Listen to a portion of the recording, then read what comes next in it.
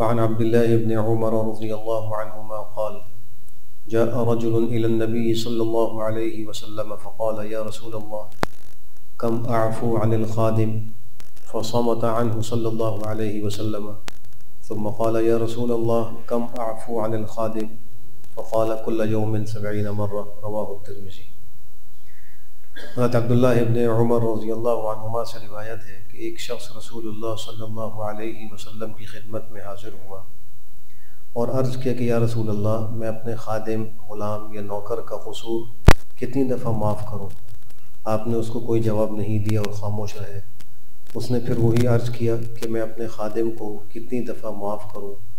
آپ نے ارشاد فرمایا کہ ہر روز 70 دفعہ۔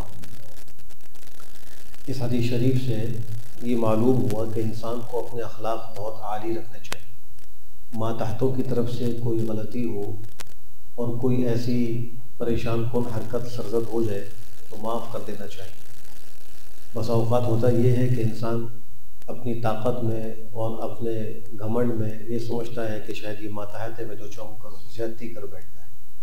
یہ پیغمبر کے اخلاق کے خلاف ہے۔ ایک حدیث میں آتا ہے کہ ایک دفعہ صحابہ کرام پیغمبر کے ساتھ بیٹھے ہوئے تھے اور ان کا معمول یہ تھا کہ جب تک مجلس میں پیغمبر ہوتے تھے بیٹھے رہتے تھے، جب وہ کھڑے ہو جاتے تھے تو صحابہ بھی کھڑے ہو جاتے تھے اور کھڑے ہو کر دیکھتے رہتے تھے۔ جب پیغمبر اپنی ازواج مطہرات کے حجروں میں سے کسی بھی حجرے میں داخل ہو جاتے تو پھر اس کے بعد صحابہ اپنے کاموں کی طرف نکل جایا کرتے، ورنہ اس وقت تک کھڑے ہو کر دیکھتے رہتے۔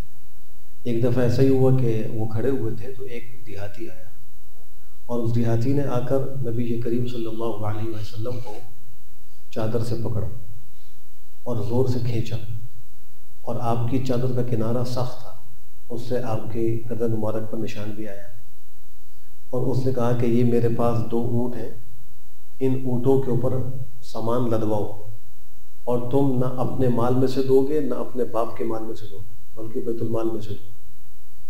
ایک تو اس نے گستاخی یہ کی کہ ہاتھ سے آپ کو چادر سے کھینچا زور سے، دوسرے زبانی طور پر بھی اس نے گستاخی کی کہ آپ کو یوں کہا کہ تم اپنے مال میں یا اپنے باپ کے مال میں سے نہیں دو گے، بلکہ میرا اس میں حق ہے، بیت المال میں اس میں سے دو۔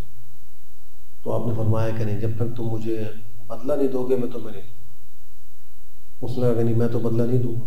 کئی دفعہ اس پہ تکرار ہوا، بالآخر آپ نے ایک صحابی کو حکم دیا کہ اس کے ایک اونٹ پر جو لدوا دو اور ایک اونٹ پر کھجور لدوا دو۔ تو وہ سارا کھجور اور جو اس کے اونٹ پر لدوا دیا گیا۔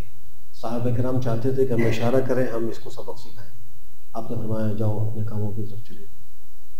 یہ پیغمبر کا وہ معاف کرنے کا وصف ہے۔ حالانکہ آپ قادر تھے، صحابہ جانثار موجود تھے، لیکن پھر بھی آپ نے قصاص اور بدلہ نہیں لیا۔ ایک مزاح کے طور پہ فرمایا کہ بدلہ دو، تنبیہ کرنے کے لیے، سمجھانے کے لیے۔ تو اپنے اخلاق کو جتنا عمدہ رکھیں گے اتنا ہمارا معاشرہ، ہمارا گھرانہ اچھا ہوگا۔ اللہ ہم سب کو بہتر عمل کی توفیق نصیب فرمائے۔ الحمدللہ رب العالمین۔